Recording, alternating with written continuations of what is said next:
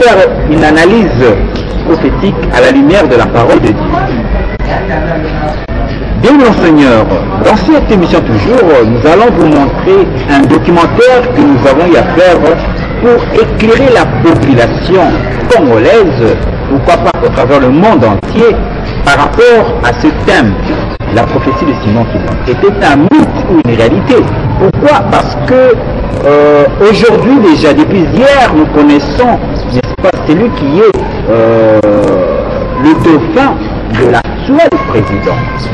Il s'agit bien sûr, n'est-ce pas, de Ramazani Shadari.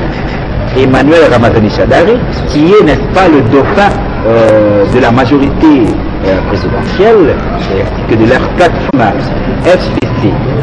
Or, dans les années passées, on a eu à présenter l'actuel président, le Raïs Joseph Kabila Kabange, comme étant le 4e président de la prophétie de Simon Kimbangu. Mais aujourd'hui, il reste à peine 4 mois avant les élections présidentielles de décembre. Aujourd'hui, s'il quittait le pouvoir après les élections,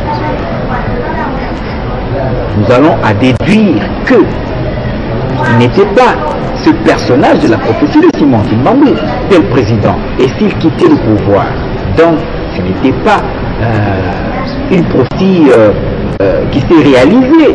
Donc c'était un mythe. Voilà pourquoi dans cette émission, nous allons éclairer tous les chers internautes au travers le monde entier. Vous qui nous suivez, vous qui, n'est-ce pas, vous connaissez la notoriété de ce prophète mythique qu'est le prophète Simon Kimbangu. Nous voulons éclairer, n'est-ce pas, les internautes, la population congolaise par rapport à cette prophétie dans cette émission. Ne zappez pas, suivez cette émission avec la complicité, n'est-ce pas, de mon caméraman César Kassou Latamboué, et ainsi qu'à la réalisation, n'est-ce pas, Maman Chantal Mokidi. Suivons d'abord avec la complicité de nos réalisateurs, suivons le documentaire, et puis nous allons revenir pour conclure avec ce thème, la prophétie de Simon Kimbangu, mythe ou réalité. Suivant. Emmanuel Ramazani Shadari, le dauphin élu du président Joseph Kabila pour la présidentielle du 23 décembre 2018. Le secrétaire permanent du Parti du Peuple pour la reconstruction et la démocratie, PPRD, et la perle rare, désigné sur le fil pour être le candidat du Franco pour le Congo, FCC. Cette coalition soutient le successeur du président sortant, Joseph Kabila. Lambert Mimi, le porte-parole du gouvernement, a annoncé la nouvelle lors d'une conférence de presse.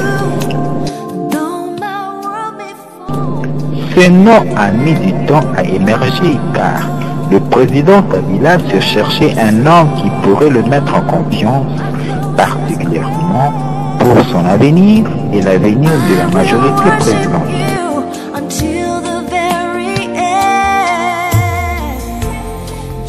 Ramazani Shadari, 57 ans, avait été nommé à la tête du PPRD en février dernier, 3 semaines à peine après sa nomination comme ministre de l'Intérieur. Le président congolais avait annoncé début 2018 la restructuration de son parti en vue de se mettre en ordre de bataille pour les élections. Suivant. Finir par ce documentaire. Aujourd'hui, nous connaissons déjà le dauphin de la fête présidentielle. C'est Emmanuel Shadari. Toujours à compléter de mon réalisateur, suivant un peu la biographie de ce dauphin dont la population congolaise tout entière a attendu ces candidats de la majorité populaire. Aujourd'hui, depuis hier, nous le connaissons déjà. Il s'agit de Emmanuel Shadari. Suivant un peu cet élément que nous avons eu à faire pour montrer ce candidat de la majorité présidentielle, Emmanuel Shadari.